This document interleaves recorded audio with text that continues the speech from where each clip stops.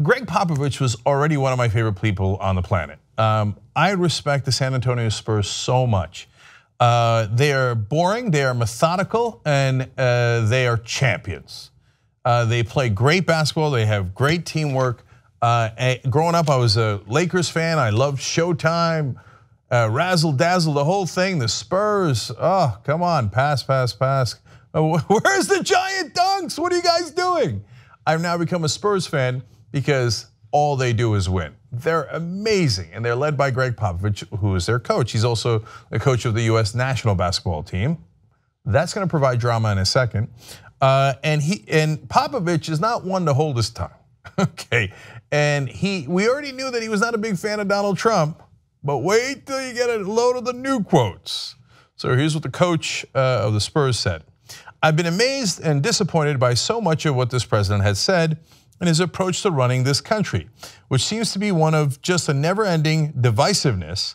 But his comments today about those who have lost ones in times of war and his lies that previous presidents Obama and Bush never contacted their families are so beyond the pale, I almost don't have the words.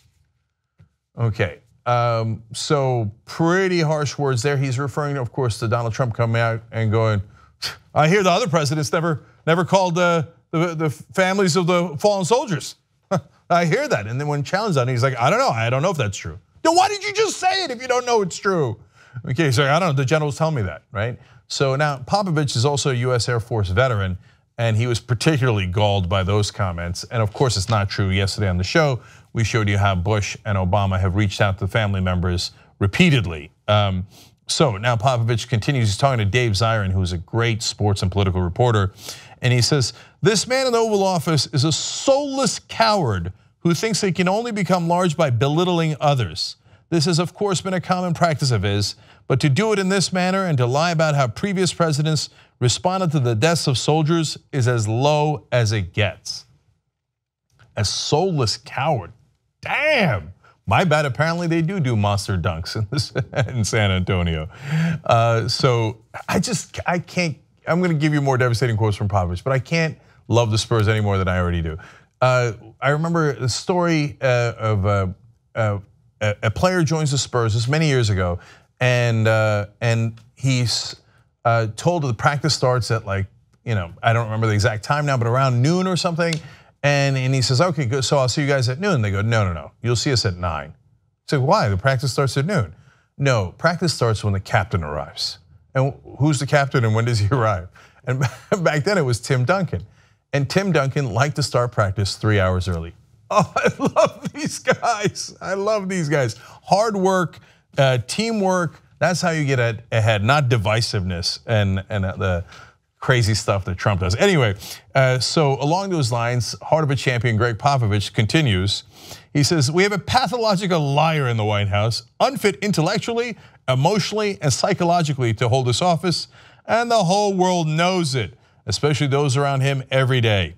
And people who work with this president should be ashamed because they know better than anyone just how unfit he is, and yet they choose to do nothing about it.